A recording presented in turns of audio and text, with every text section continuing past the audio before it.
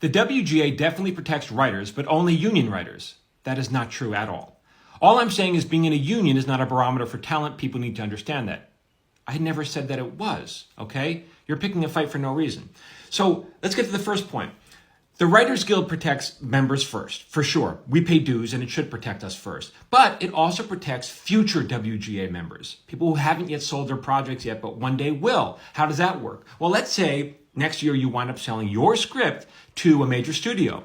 Without the WGA, the studio would say, here, we'll give you $10 for that script. And because you're so desperate to get in, you're going to take it. It's either your only leverage is to walk away, and you're not going to walk away, and they know that. So you're going to take a horrible deal. Unless you manage to get another studio into a bidding war, but that's not going to happen. Take that off the table. So you're going to be exploited. And if you think I'm making this up, look to the record industry. They are notoriously bad for this. Remember George Michael and Andrew Ridgeley, the founding members of Wham!, 20-year-old kids. Their only offer was this horrible offer for the record label.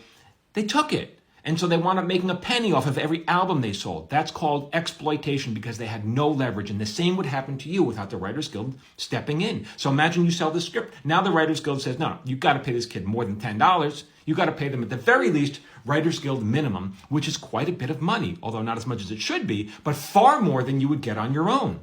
That's a good deal.